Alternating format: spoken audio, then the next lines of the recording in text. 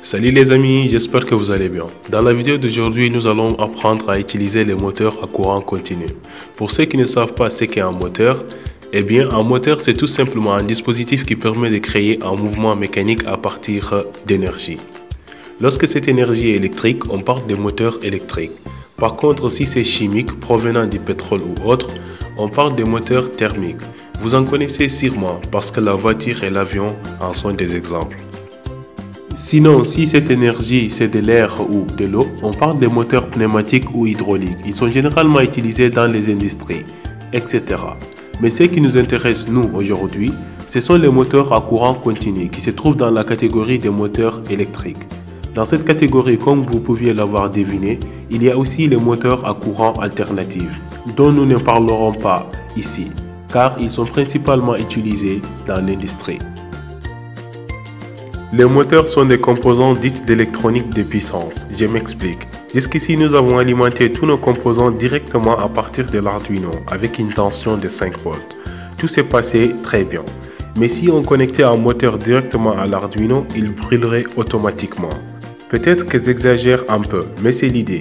Car les pins de l'Arduino supportent un courant maximal de 40 mA, alors qu'un moteur pourrait consommer jusqu'à 20 fois plus, soit 1 A. Alors là, vous allez me dire, mais comment faire alors pour connecter un moteur à l'Arduino?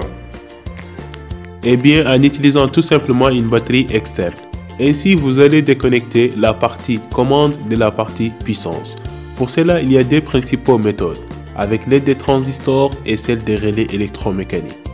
Un relais est un composant électromécanique. Si on alimente la partie commande, la tige sera poussée par un champ magnétique qui va fermer les circuits électriques et alimenter ainsi les moteurs. Il permet des grands courants, mais ne nous permet pas de commander la vitesse du moteur. En effet, si le relais est fermé, le moteur fonctionne au maximum de sa puissance, sinon il n'est pas alimenté. La seconde solution, ce sont les transistors. Un transistor est un composant avec 3 pins, les collecteurs, la base et l'émetteur. Son fonctionnement est exactement comme les robinets. Plus vous tournez la vanne, plus il y aura de l'eau. Et bien, plus vous alimentez la base en courant, plus le courant qui traverse les transistors est élevé et plus le moteur va tourner vite. Avec ces composants, on peut ainsi commander la vitesse du moteur. Lorsqu'on alimente un moteur, il tourne dans un sens. En inversant les fils de connexion, il va tourner dans l'autre sens, c'est-à-dire le sens inverse. Ceci est utile car en fabriquant un robot, il faut qu'il puisse faire marche arrière. Pour faire cela, c'est-à-dire commander notre moteur dans les deux sens, on va utiliser un pont en H. 4 transistors sont connectés de manière à former un H et un moteur est mis au milieu. En alimentant les transistors 1 et 4, le moteur tourne dans un sens.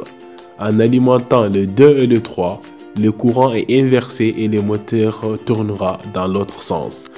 Par contre, il est interdit d'alimenter les 1 et les 3 ou les 2 et les 4 car vous risquez de faire un court-circuit. Ce pont en H nous permet non seulement de modifier la vitesse du moteur en agissant sur les transistors pour diminuer ou augmenter le courant, il nous permet également de faire tourner le moteur dans les deux sens.